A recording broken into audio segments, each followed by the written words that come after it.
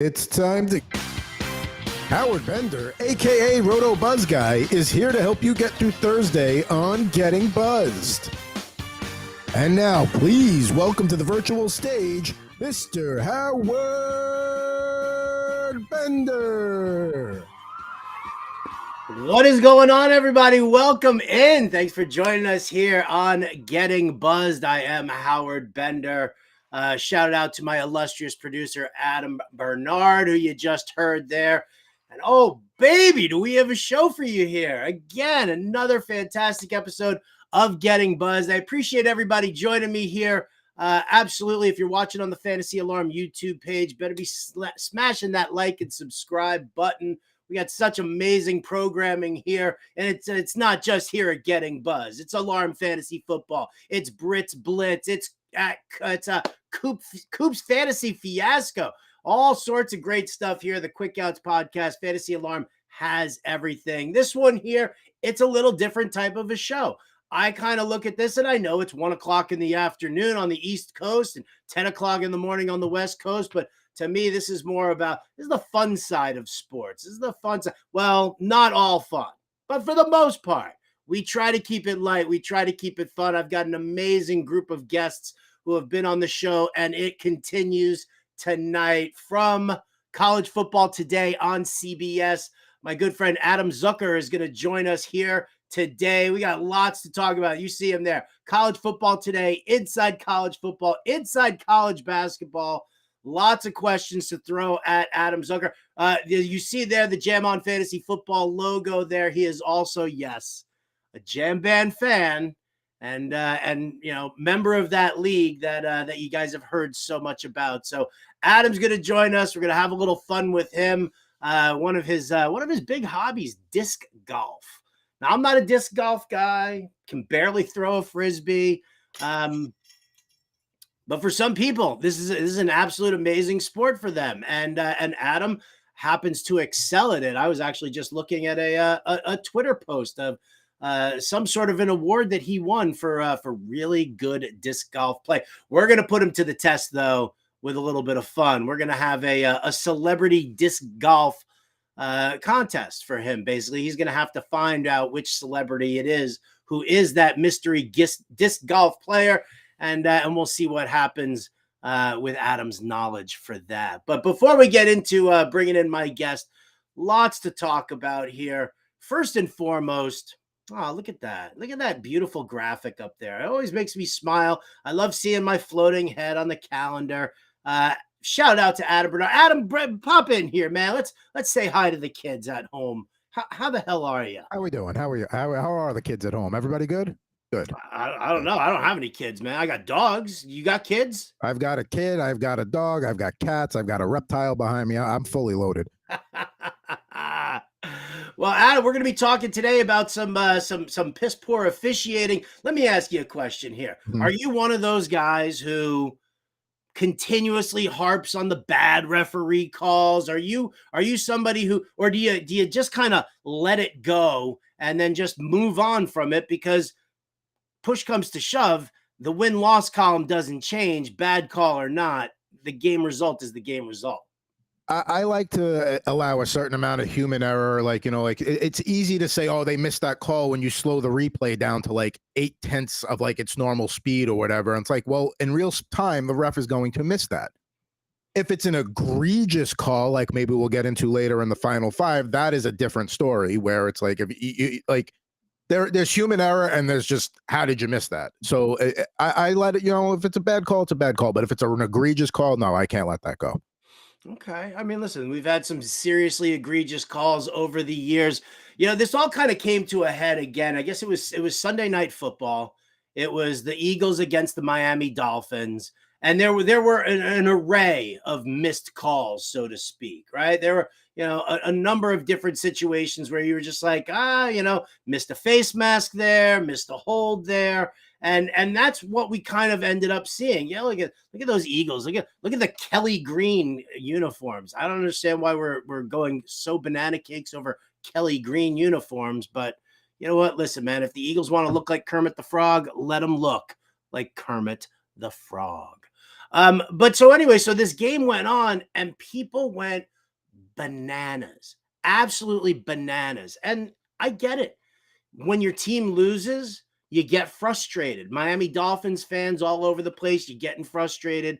But now this is turning into like a real problematic thing. I mean, I saw a thread on Twitter. It was like missed calls during this game, a thread. And there were probably like, like 7 or 8 different posts or angles to look at for different, times that happened. And I get it. And it's frustrating. We're seeing it all across the board here now. I mean, listen, anybody who knows Angel Hernandez in MLB knows just how many blown calls there are in the world. But yeah, here's that. Well, bringing that picture of Jim Irsay, because here we go. So nobody likes Jim Irsay. And I'll say this flat out. Jim Irsay is turning into, he's like a Jerry Jones. Just because you own the team doesn't mean you need to be chiming in about your players' health. Doesn't mean you need to be chiming in about what medical tests or results or anything like that. But now Jim Irsay, who drew everybody's ire when Jonathan Taylor, ironically, there you go. The only time I actually agree with Irsay, Jonathan Taylor, you signed a contract, honor the contract, then negotiate. I don't want to hear the whining and crying about the running backs anymore. But Irsay now turns around, says that he's calling for instant replay for all calls, including penalties, in the last 2 minutes of the game. He was obviously upset when the Colts dropped that little heartbreaker to the Cleveland Browns. Was it 39-38? Yeah.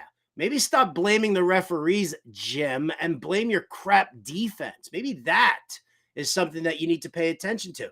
But now that the public is clamoring and screaming and yelling as incessantly as they are, now that everything is being tried in the court of public opinion and everybody's throwing it all onto social media, right? I mean, thanks a lot, players, bringing your gripes to social media, hoping that the squeaky wheel is going to get the grease and that everybody's going to side with you and that teams are going to cave because you're scrubbing your social media of any team presence or anything like that. But this is really getting to be like a nightmare of a situation when a guy like Irsay is now turning to the media and hoping that he's going to get stuff done.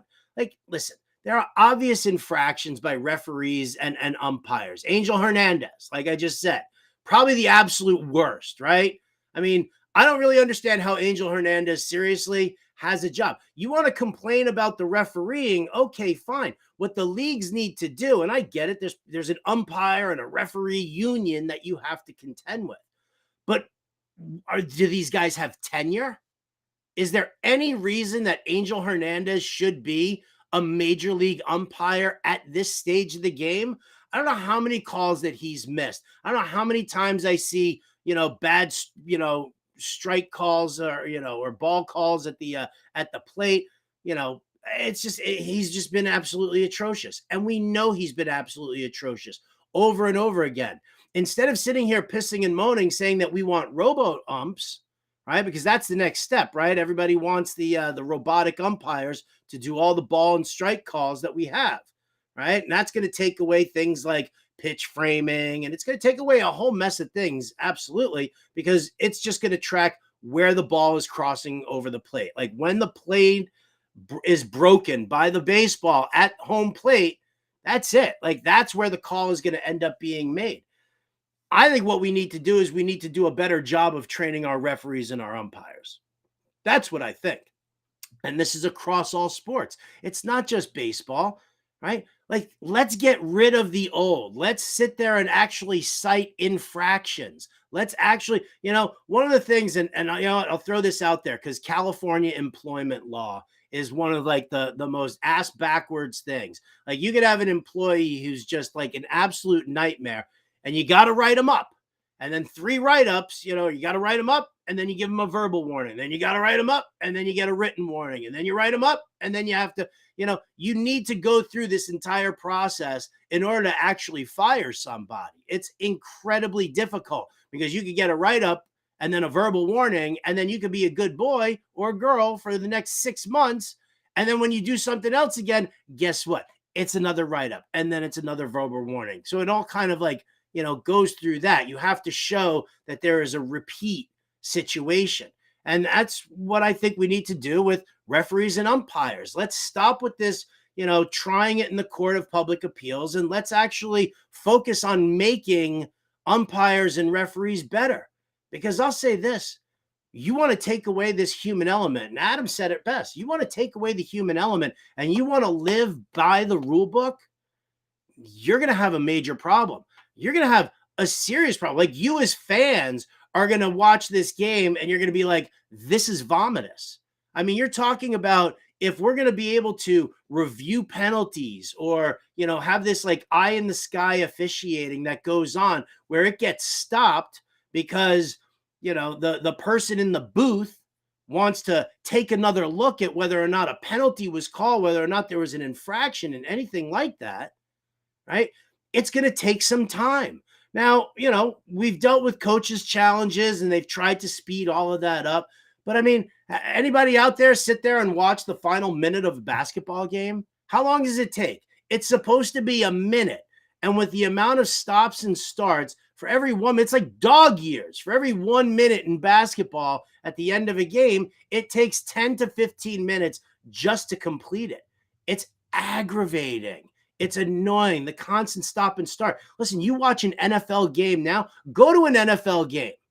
Go to an NFL game and just take a stopwatch and time just how much action there actually is. You're talking about a 3-hour broadcast, right? Where you got guys that are just standing around for TV timeouts.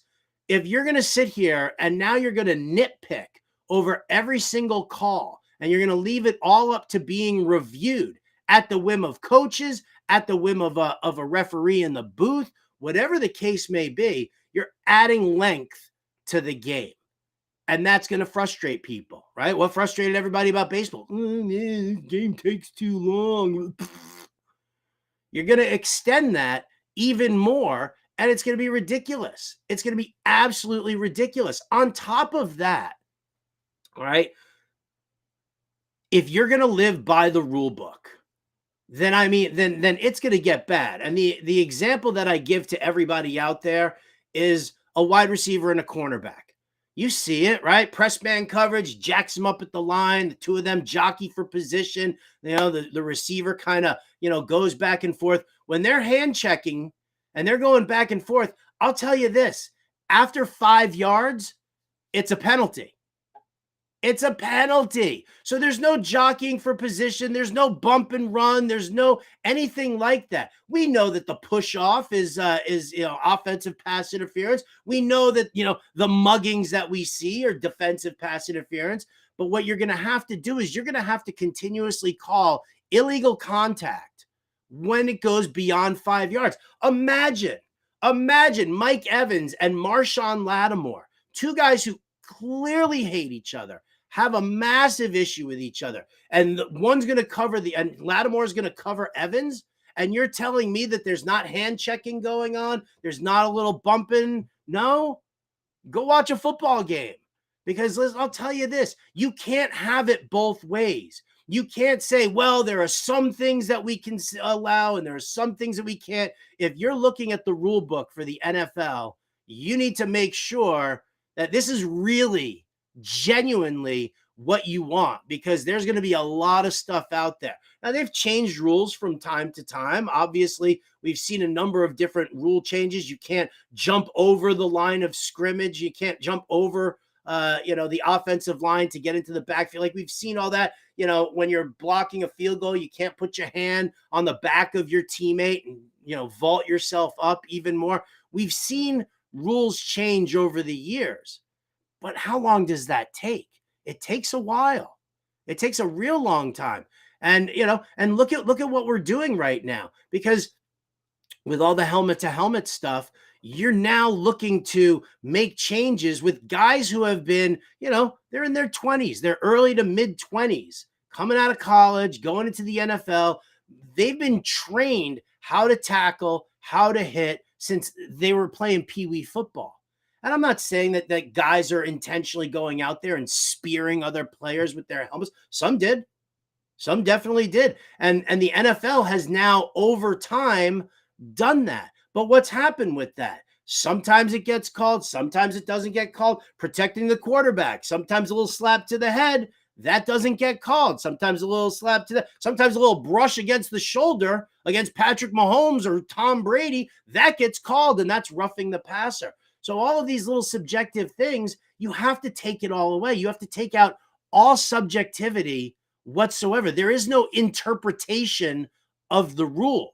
The rule is the rule, and that's it. So if you're going to robot umpires, if you're going to eye in the sky sort of a thing, I love this, by the way. Can we just talk about this imaging right there? Shout out to anybody who's like, I don't know, over 40, over 50, who actually knows who this robot is. Right? If you're sitting here looking in the chat and you know who this robot is, you can pop it into the chat, man. I'll give you like a little shout out. Maybe I'll even give you like a little, free gift from Fantasy Alarm. I don't know. I'm just saying, because I think that's a fantastic image. It's absolutely hysterical. And this is what you people are looking for. This is what you want. Be careful what you wish for, people, because this is what's coming. It's always going to get worse before it gets better. We're dealing with the quarterback protection issues. We're dealing with Gabe the Babe with the Johnny 5 call right there. Gabe, send me an email, howard@fantasyalarm.com. Let's work something out. Let's see if we can't get you something fun. Maybe get you a little Fantasy Alarm hat or a t-shirt or something like that. Either way. But this again is what I'm talking about here. This is where we're at. That if you're sitting there and you're clamoring for robo umpires and you're clamoring for eye in the sky officiating, you're in for a world of trouble. You're in for longer games. You're in for a lot more penalties, and you're gonna sit there and you're gonna watch a game that you're gonna turn around. There it is. You're gonna be snoozing through vomitous games, and it's not just football. It's every single sport. Stop whining and crying. Yes, calls are missed, but if you're sitting here wishing for robot umpires and eye in the sky officiating, you're gonna ruin sports. You're definitely going to ruin sports. I'll tell you what, don't take my word for it. Let's bring in somebody here. How about from college football today, inside college football, inside college basketball, and the Jam On Fantasy Football League, my man, Mr. Adam Zucker. Dude, my what's God. up? Is that a Phish Taylor Swift? Part of my resume for last there, huh? What's that? You saved the best part of my resume for last. Is that the best part of is Jam On Fantasy Football the best part of your resume? Because as I recall it, Adam, you don't have one of these things over here. One of these big ass trophies. Wow. I could angle this camera around to show you. I actually left it in my other room. I just won a disc golf event over the weekend, so that would be the trophy I would have, if anything, right now. But I just meant being a part of it, man. Being a part of it's a ton of fun, right? I mean, how long have we been doing that league? 8-9 years now? 8-9 years. And the fact that I'll just be sitting there in studio and all of a sudden, we got guys from Mo and Disco Biscuits weighing in on college football games. Interesting takes.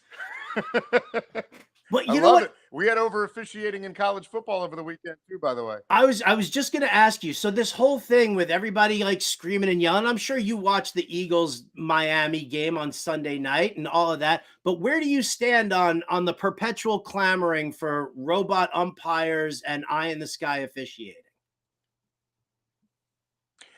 Man, sometimes it really depends on the situation. Like when pass interference gets called and it's really similar or consistent with how the game's been played up to that point. I thought, I think of what happened to Penn State against Ohio State and the defensive touchdown that got taken off the board there because of a defensive holding call, away from the action. And it wasn't pass interference because there was no pass thrown because of the fumble. But just Iowa had a punt return that would have basically given them the win. And in a review about whether or not he went out of bounds, they actually said that the kid did this signal that was an illegal fair catch signal, and Iowa got that taken off the board and then threw an interception or turned it over on downs. the Pitt quarterback. The Pitt quarterback did the safety slide, and they ruled that he started his slide a little before the first down line, even though there was nobody near him. He was just trying to stay in bounds. So it happens on Saturdays too. But yeah, plenty of Sundays. Where do you stand on the fact that there needs to be, because I mean, I attest that we just need to train the officials better, and we need to get some of these like older officials. It's not about being ageist, but like somebody like Angel Hernandez in baseball, who is just traditionally terrible. Like, I don't understand. Do these guys have tenure or whatnot? I'm sure you have a handful of referees in college where you're like, oh, geez, this guy's going to be on this game. This could be a disaster. Like, why can't we just train them to be better? Or have more like publicly available grading systems and reward systems for the guys who do the best jobs. I think there's more notorious refs when it comes to basketball, yes. I would even say, than football. And I get it. It happens. Football especially happens so fast, and half the time they're trying to just get out of the way. But yeah, there's a lot of stuff. Like DBs are really good at masking holding or PI when they've got their hands in the elbow of a receiver going downfield. So I don't know if I want that reviewable. When they started reviewing those, that, we don't want the game to get longer either. That's part of it for me. Well, and that's the big issue for me as well, as I sit there and I just worry about, when Jim Irsay is saying that he wants everything, including penalties, reviewable in the final 2 minutes of the game, it's going to look like an NBA game where like the final minute of the NBA game or even a college basketball game ends up taking like a good 10 to 15 minutes just to get through all of that. Yeah, and college basketball doesn't need any help. I mean, the one thing that college football for me always has over basketball, college football, the most intense plays, the most intense moments are line of scrimmage plays and stops versus fouls and free throws. If I could change one thing about college basketball, it would be if you purposely foul up 3 outside the 3-point line, then the other team gets 3 shots. Because when we have these classic games and there's been so well played, and then it all comes down to free throws. And I know that's how every team ends their practices, is shooting free throws. It just kind of to me, it just takes away the highlight level of action that you get with under a minute to go in a game. True or false, Adam? College football fans are more nightmarish and ravenous than NFL football fans. I would say that there's better humor on Twitter with college football fans. I would say that there's a certain jovial aspect to a lot of the college stuff, especially we're kind of coming out of this era now where they're amateurs, because there's obviously a lot of money that they can make now, which is great. So people maybe feel a little more, I don't know, they feel the permission to tool on a kid a little bit because he makes some money on the side. Or people have just gotten really good at graphic arts. I'm not sure. But I would say that we have a thing where you still have your diehard fans of every NFL team, especially certain cities where you don't have a college football presence. But Saturdays in an era that we're going to be moving out of, where you can't lose twice and still win a championship, right? You got to be undefeated or just one loss. Every Saturday is that much more intense. And so you're on the edge of your seat watching college football. Whereas Sundays, I root for my Giants, right? But I have my phone out like we all do, and I'm watching my fantasy. I'm going back and forth between my fantasy apps at the same time, our league and my CBS league, not with CBS people, but with my neighbors on CBSSports.com. And anyway, I think that there's like a certain passive aspect to a lot of the NFL experience until the playoffs, or until you're eliminated if you don't win this game. Whereas you kind of have that carry through the college football season week to week. How long have you been hosting College Football Today? So full time now, this is a decade I've been doing it. And before that, I was filling in for Tim Brando. Every time we had a doubleheader, he would go on the road and call the games. And I just love being in the studio. I would come across the hall from the cable channel where I was working like 2 p.m. to 2 a.m. And so I'd fill in for him. And luckily, I had a few of those reps so that when he got a job with Fox doing games, because that's what he really wanted to do, I slid across the hall, and it's been a magical 10 years. It's flown by, and I love it, man. I love it. And I will tell you the one thing to your other question. I am an AP Top 25 voter. I've actually been doing that even longer than I've hosted the show, and people get really into where you slate their team, and it's like we haven't even hit the biggest games yet, and it's such an eye test, and they're all going to play each other one way or another. It'll all work itself out, but it's kind of like the start of a NASCAR race in college football, right? Everybody's bunched up. My 1 through 12 could easily, no one could be in the same spot one lap later or 2 laps later. So I was wrong. I had Oregon better than Washington. I had Penn State better than Ohio State. I was wrong. I fixed it. I didn't need to worry about a cease and desist letters, So Well, that's I don't need any help from people. I mean, that's the thing. So rankings in fantasy, same thing, right? I mean, you rank somebody's favorite player too low and they go bonkers about it. And they sit there Wow. and they like tell you what kind of an idiot you are. Have you ever watched football before? So I can imagine if you're sitting there, if you're voting for AP top 25 and you're ranking teams, that you're probably in that same boat. What's the worst thing ever said to you? Oh man. Nothing like just I see it turning. yeah, I was trying to think of like really, really bad stuff. Nothing that really comes to mind. Um, just typically like a pile on. There'll be a certain Twitter handle or two from a certain fan base. And that one guy or woman will say something about me, put all the tags and hashtags and handles or whatever that they need to. And then it becomes a pile on to where I'm not even going to look at Twitter for a couple days, even though I wanted to put something out there about a show we're doing or a special segment we did or whatever. I'll just leave it alone. There have even been a couple times, and I've just learned like sometimes you can just be silent in victory, right? Um, I have nothing against Kansas State. Why would I, right?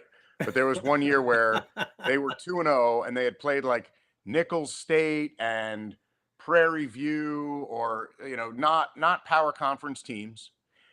Vanderbilt had defeated Stanford and Duke or another decent team. And I had Vanderbilt number 23. I hadn't ranked Kansas State, even though they were a solid team. And I had Kansas State piling on me. And it just, I'm not going to root against them. It just happened to be, though, that week 3, Vanderbilt played Kansas State. And so Vanderbilt beat Kansas State. And so the worst thing I ever did, I went back to those tweets that were coming at me. And after Vanderbilt beat Kansas State, I went through and I made sure I liked each and every one of them. That Very was subtle. mean me. Mean you. Very, very subtle. Well, listen, if you ever get any ire from Arkansas fans by the name of Britt Flynn, I can personally, put a stop to that. We can talk to her about that. She's diehard Razorbacks girl. I see. Is she on here? I just saw her name go She's by. in this. She's in the chat. Absolutely. Well, there's an Arkansas. First of all, and like some Arkansas fans don't like Bret Bielema now. I mean, he didn't. She wrote in. So I knew Bielema. I knew Bret Bielema. He had come into the studio. I had worked, gone back and forth with him, done interviews when he was at Wisconsin, and then he was bouncing around. I kept in touch with him when he was an assistant with the Giants, and he had moved around a bunch. And he was trying to get this thing going where like Alabama fans say Roll Tide, Auburn fans say War Eagle. He wanted Woo Pig to be the new Arkansas thing. Like people walk around, we see each other at the supermarket, Woo Pig. And so we had a good thing going. And my daughter is super into piggies. She loves her piggies. And so this There was an Arkansas rooting contingent in one room of this house. My son was rooting for Tennessee when Josh Dobbs was leading all these crazy comebacks, and I just sat on my hands as a Syracuse grad who married into a Penn State family otherwise. So You're still holding out hope that you'll get another Donovan McNabb at some point or another? Well, and I forget all the exact details, and nowadays it would probably just be out there with everything else that's out there, right? But like Michael Vick was supposed to replace McNabb. McNabb hosted him on his journey, on his recruiting visit. I don't think he had signed, but he was verbally committed to go to Syracuse. And instead, he's a Virginia native. I think there was a lot of people in Virginia and big places that got involved in trying to keep him from leaving the state. And so sure enough, I graduated with Donovan McNabb, and there were a lot of great players there back then. I mean, you had Keith Bullock, Dwight Freeney, Quentin Spotwood, who didn't have an NFL journey so much, but he was a great receiver. Rob Conrad, one of our running backs. There's a lot of names I could go through, but the year after McNabb was done, 1999, I was still up there working as the sideline reporter and the host for Syracuse radio network coverage of football. We had to go to Virginia Tech. And actually, Shane Beamer was on that team, Frank Beamer's son. And so we've talked about these days. And I think the score was 63-0 when we went to Virginia Tech the year after McNabb was there. And Michael Vick was the quarterback for Virginia Tech. And it was Troy Nunes and Medee Williams were the two guys who were trying to get the starting spot. Didn't go well.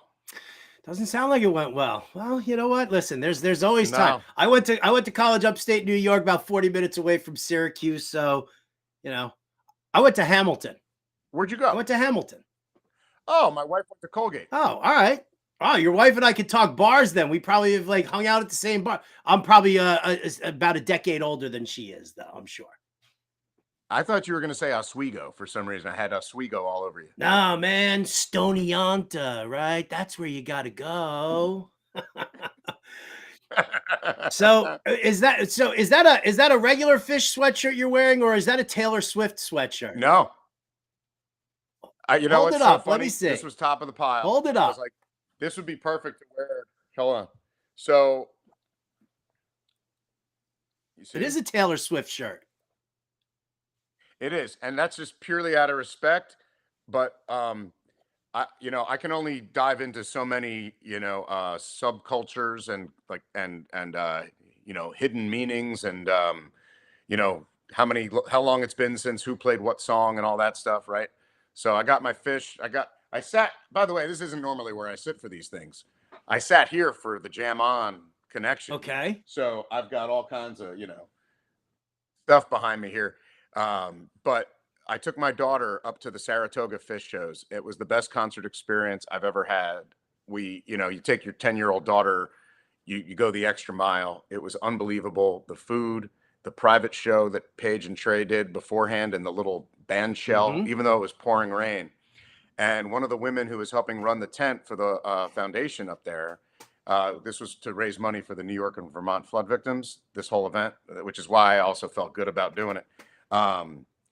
She was wearing one of these. It was a T-shirt. I asked her how she got it, so that was how I ended up getting this. I thought it was the coolest thing.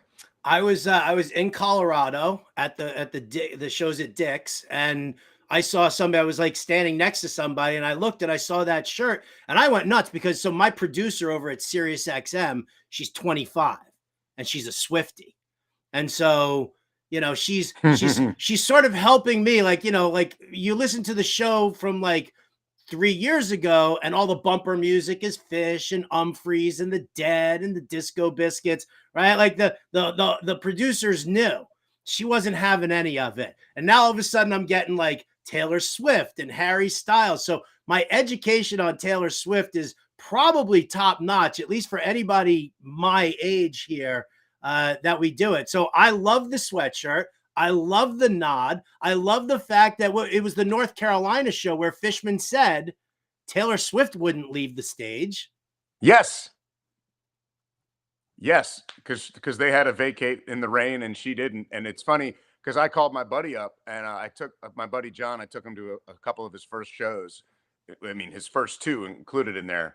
And we were at the show in '97, Hurricane Danny, and that was in outside Raleigh, North Carolina.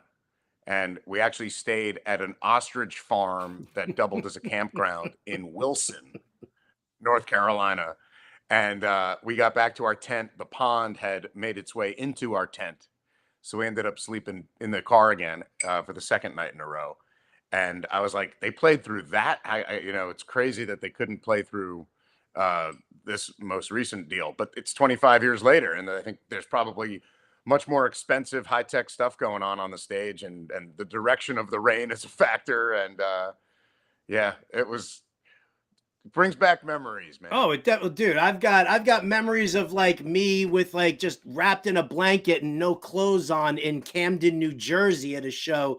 Whoa. I hope that was related to a concert. It was. I was at the Phish show, and there was like this torrential downpour. And I was like, I went over and I was like, I'll just get one of these like Mexican blankets that they had there. And I bought that and just like ended up just staying wrapped up in that for the entire show because my clothes were just absolutely soaked the entire time. Oh yeah. No, I remember that with the show in North Carolina. But I guess when we're younger, it just kind of feels like it just drips off and you recalibrate. What year was the Camden show? It was probably like 98, 99 maybe. Yeah, you probably have it. We've probably been to so many shows before we met. So we actually Hold on. Okay, what do we got? Is that Camden 99? The E Center. Yep. That was the show. Not bad. Not bad. Look at you. Look at you. I don't even have like my backdrop here, like all of my tapes, my CDs, everything like that. There's nothing to be found. It's all like on like iTunes now for me. So I wanted to ask you about this. I didn't think I'd ask you about this maybe for an audience, but I will. When do you get rid of your stuff? Because I've now gotten to the point where I so rarely reach for these things to truly listen to them, unless it's the albums of like Viper House or Strange Folk, Ominous Sea Pods, stuff I won't be able to find. Conehead Buddha? I love my but I did have to toss my cassettes recently from my parents' house because those cassettes have been sitting there unlistened to for 20 years. Mine are all sitting in my garage right now, like in storage, like all my discs and all my tapes, everything like that. I can't part with it. Like it became such a major part of like my life. Like I feel like I grew up with the band, it was like I was in my, like in my, even in my 20s, because I don't consider that I didn't grow up until I was probably like 26, 27 years old. Like that's really like the time shift for me. And that was a very, very very cool time for Phish because it was like Clifford Ball and The Great Went and, and Lemon Wheel and all of those in the late 90s. And that was like, I mean, that's like my crew, like my people who, I found my people at those shows. And that's really kind of like where it grew up for me. So there's I don't keep anything. The only thing that I've kept from my childhood is a comic book collection I had from when I was like, 9, 10, 11 years old. That's the only connection that I have back then. My true childhood is my mid to late 20s when I had like all of these shows that I was going to and touring with the band. It's crazy like that. Yeah. And I would say that some of us have not even grown up still. And it maybe keeps us young. But I remember being at the Clifford Ball and thinking I was late to Phish. I think my first show was in '92. Santana played with them. Oh, nice. And then they played up at the Horde Festival. I saw them freshman year at Syracuse. But yeah, I mean, even at the Clifford Ball, I was like, wow, I wish we had seen them before this explosion. But we were in there pretty early. Yeah. Oh, dude, mid 90s at the Wetlands in New York City was always just such an incredible time. Yes. Incredible time. Now, let me ask you this, because, I've had on this show now, Kuroda has been here. Weaver has been here. Ari Fink has been here. Were you surprised? Like, you go through your world, you go through your life, you've got your world. was it surprising to see so much of a crossover between jam bands and sports? Like, when we hear like guys like Jake Jolly and Joe Carpenter on Fox and they're playing Phish bumper music in and out of broadcasts, did it take you by surprise, or did you always have, like, as you were trying to, as you were advancing through your career, you still had that connection with people you worked with? Yes, absolutely. I would say there's always that we are everywhere kind of feeling to it. But it comes back to you like a boomerang, or like a good vibe boomerang. Like the number of people who recognized Tweezer Reprise on the bumper music, not even the bumper music. They played it as the theme music on a Super Bowl. I think it was when Arizona Nope. was getting introduced. It was Atlanta Nope. being Who introduced was by it? Ving Rhames. It was Atlanta. So I was close. It was a bird from a team whose city begins with an A, or locality begins with an A in the southern part of the country. So I was a little off there. But when that happened, I mean, like the number of people who write to you, it was, both red and black team colors. Thanks for that. And it's moments like that. And I did a show on the top 10 running backs of all time, and we taped it at Rutgers. And the guy who was holding the boom mic for my stand-ups had been the audio, the lead audio technician on Between Me and My Mind documentary. Oh, nice. Yeah, he had been embedded. That's hysterical. That's crazy. I was doing at the Fantasy Football Expo in Canton, not this past year, but the year before. There was a guy who was on location for Sirius XM, who was doing the producing work over there.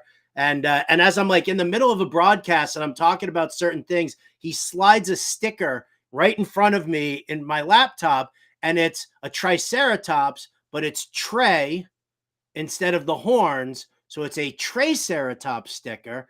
Oh. He was one of the technicians in the Ninth Cube when Phish did that silent, that crowdless New Year's show that they did.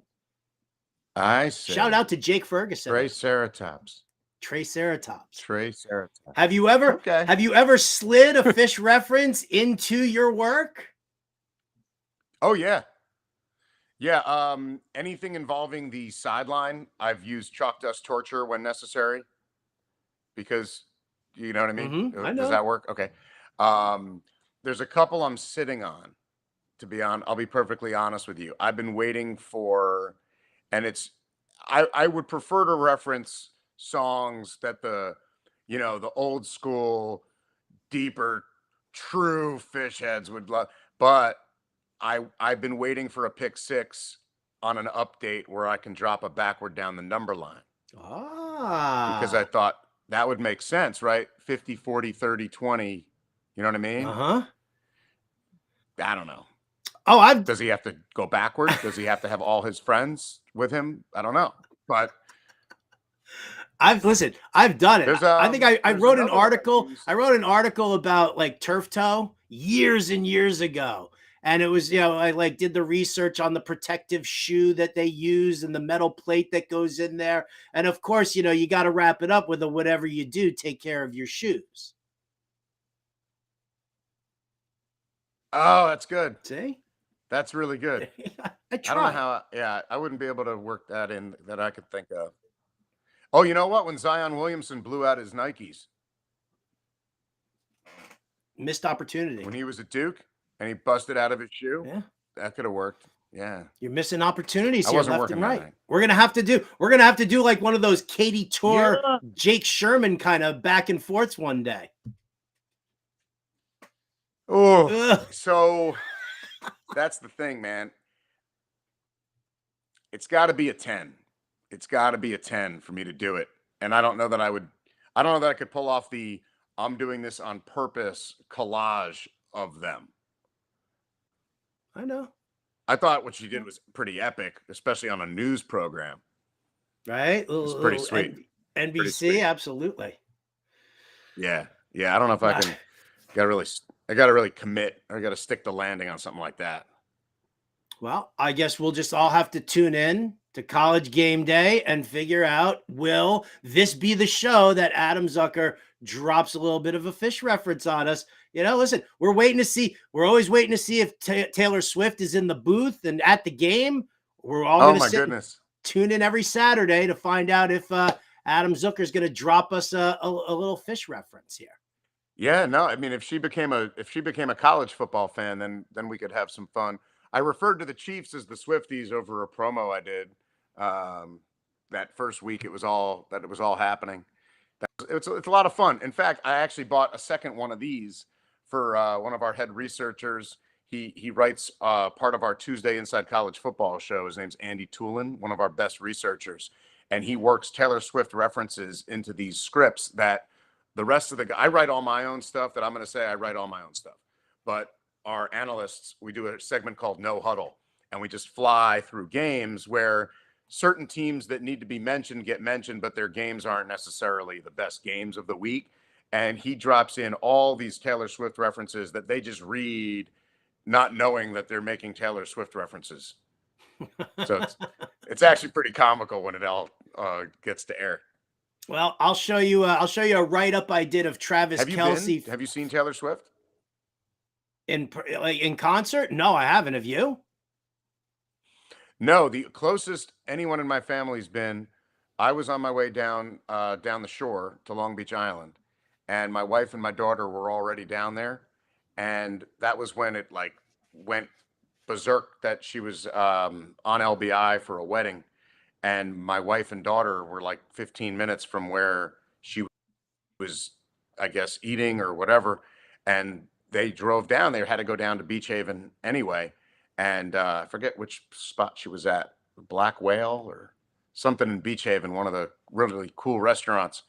And so my wife and daughter, they stood up on this little curb and saw her walk out of the restaurant. And it was special to them. And then they turned around and it was 3,000 teenagers had made it there as well. So it was pretty wild. It's and unbelievable. then they're all accused of being the problem. So. Yeah. I mean, listen, we've seen this in history before. I actually tweeted out, I was trying to explain to a friend of mine's grandfather really what it was all about. And I said, bottom line, do you remember when Joe DiMaggio married Marilyn Monroe? Had we had social media back then, that would have been just as bad as right now with Taylor Swift and Travis Kelce. So I'm all about embracing it, and I'm all about the enjoyment of it. Might as well just keep bringing new fans into the NFL for sure. Now, Adam, before I let you scooch on out of here, and I thank you so much for taking the time, I wanted to celebrate your victory here at the Fall Flyover Championship in Clark, New Jersey. Okay, because you, Adam Zucker, you are a celebrity of your own right. And anybody who's a big college football fan or anybody who's watched you or listened to you and everything, you, my friend, are a celebrity. So what we're going to do here today, a little bit of a game. All right. We're going to play something called Who the Frolf Is That? Celebrity disc golf players. I'm going to ask you a question. I'm going to give you a couple of choices. You're going to have to give me the answer, whether it's right or wrong. You win no points for right answers. You win nothing but my love and admiration. And maybe you get a couple of chuckles here along the way when you realize just what kind of company you're in. Are you ready? You're a genius. It's not me, actually. This is my producer, Adam Bernard. But here we go. Question number 1. Brilliant. Okay. All right. Now, this is celebrity disc golf players according to roguediscs.com.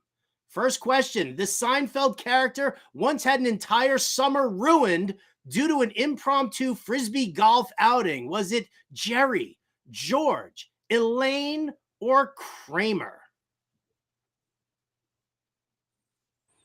B, George. Final answer. Oh, did you hear that? That was the Frisbee going in. That is the sound we live for, man. We call it insane for chains. You hit them from a distance, it makes the most amazing sound.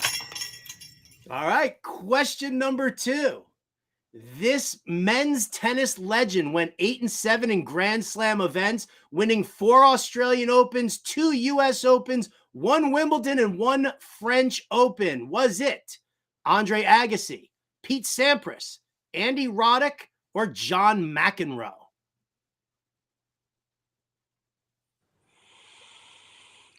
Let's see. 8-7. I'm going to say that would be D. John McEnroe. Oh, real shame there. Andre Agassi. Was it Agassi? My first thing. And there, that was my first and there thought. he is with the That was my Frisbee. first thought. I just didn't think he lost enough. All right, you're 1 out of 2. Question 3. This 10-time Pro Bowler and 4-time MVP has 1 Super Bowl ring to flash around the disc golf course. Is it Peyton Manning, Tom Brady, Aaron Rodgers, or Drew Brees?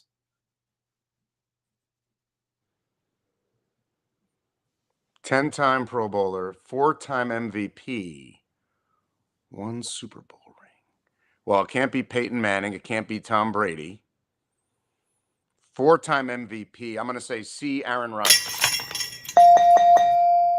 Look at you. Look at you. All right, you're working in some good company here right now. Agassi, Rodgers, George Costanza. I can't think of a better one, but then here we go. Question number 4. I am closest to George Costanza in life. Not as close as I am. This current Chicago White Sox pitcher finished 2nd in AL Cy Young voting behind Justin Verlander in 2022.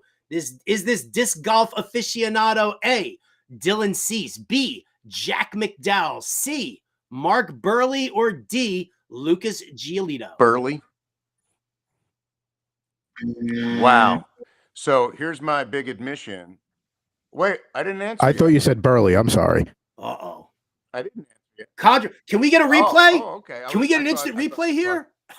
I would like a replay. I think you paused, or the feed paused on my end, and so I was finishing the word for you. I thought you didn't know how to pronounce Burley, but I should have known better because you do a fantasy baseball show as well. So I'm a Yankee fan. I married into a Phillies family. I don't watch a ton of other teams or keep track too much, but I am going to say Dylan Cease because he's buddies with Paul Macbeth, the disc golf legend, and I think I heard change. All right, here we go. So you're 2-2 right now here on questions. Question number 5. This is it. This is for all the marbles here, Adam. I don't want to put any pressure. I'm 3-1, by the way. I'm 3-1. He is indeed 3-1. Is he 3-1? Yeah, he's only got 1 wrong so far. Oh, wow. Damn. Question number 5. Let's see how you do. This cast member from Friends is an avid Frisbee golf player, plays the course in La Miranda, California, and has a PDGA number. Is it David Schwimmer, Matthew Perry, Courtney Cox, or Matt LeBlanc?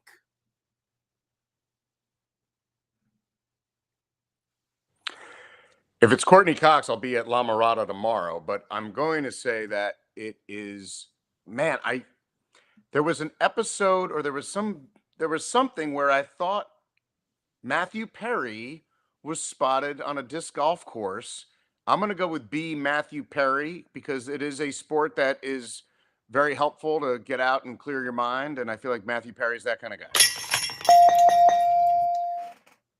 Wow. Look who knows his disc golf celebrities.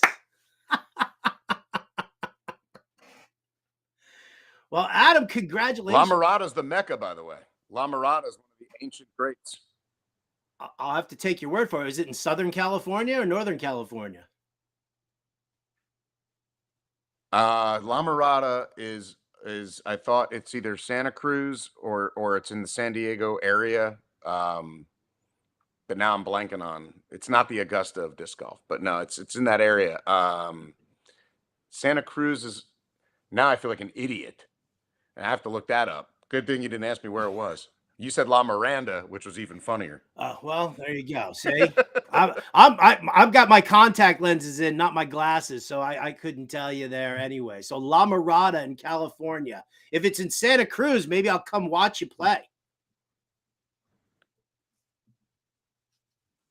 It's not the one in Santa Cruz. I think the Santa Cruz, one of the original ones. La Mirada is more near LA, it looks like. All right. Well, you're on your own then, kid. It appears De La Vega is the disc golf course near Santa Cruz. That's it. De La Vega. That's where I've been. That's where I've been. It was the La in there that made me think of my visit to Santa Cruz and playing there. That's the one. All right. Well, I hope you do well at La Mirada this weekend. I hope you play well. I hope it's nothing but chain for you here. And Adam, I just want to say thank you so much for joining us here on the show today, man. Pleasure. Love bringing you to my audience here. Everybody gets a chance to see one of their absolute Saturday favorites, a Saturday staple. If you're a college football fan, Adam, thank you so much for being here, man. And I look forward to boogieing next to you at a Phish show soon. Yes, I hope we can make it happen, Howard. Thank you as always, man. Great show. I appreciate it. All right. Thank you so much. Adam Zucker, everybody. Give him that follow on Twitter, Adam Zucker, at Adam Zucker CBS. We're going to wrap up today's program here with our final five that connects to the opening monologue. That's right. It's the top 5 worst officiating moments in sports. Going to drop it in here. Number 5, the Maradona Hand of God 1986 World Cup. Not only was Maradona offsides, but he also hit the ball into the net with his hand when it looked like it was a header. It was not, and it was called, and that was it. And Argentina went on to win, and Maradona is a hero, and it was one of the worst calls in World Cup history. Number 4, Don Denkinger, the umpire of the 1985 World Series. Orta called safe at first. Cardinals were up. Cardinals were like 3 outs away, and they were going to end up making it happen. Orta called safe. The Royals went on to win that World Series. That was a very, very defining moment in that game, in that series, as the Royals went on to win. Number 3, we go to the ice. Bret Hall, 1998 Stanley Cup Finals. And this one here, this is for you people who want to live by the rule book. His skate was in the crease before the puck got there, and he ended up scoring that game-winning goal in triple overtime, gave the Dallas Stars the Stanley Cup. Should not have been a goal, especially if you want to be strict about it. Number 2, this one I was very vocal about when it happened. Jim Joyce blowing the call at first base. It blew Armando Galarraga's perfect game. Dude was 1 out away from a perfect game. He was covering first. Jim Joyce, not only did Jim Joyce call him safe and it blew the perfect game, but then Joyce comes out the next day and said that he made the mistake. Problem? Yeah, I'd say so. But the number 1 worst officiating moment in all of sports, there it is right there. The infamous Tuck Rule, the 2001 divisional round game between the Tom Brady-led Patriots and the Raiders. I don't even remember where the Raiders were. Maybe they were in Oakland. Maybe they were in Las Vegas. Maybe they were in Los Angeles. Either way, they got screwed. Tom Brady, yes, his hand was moving forward, which was the original call. But if you looked at that on replay, he was trying to tuck it away, fumble. They gave the ball back to the Patriots. Patriots go on to win that game on a game-winning field goal. So there you have it, folks. Our final 5, top 5 of worst officiating moments in sports. I want to thank everybody for joining us here today. I want to thank my producer, Adam Bernard. Very much want to thank Adam Zucker from CBS Sports joining us here on Getting Buzzed. We've got Alarm Fantasy Football. That's coming up next. Thank you so much for tuning in. I'm Howard Bender. This has been Getting Buzzed. We'll catch you next time.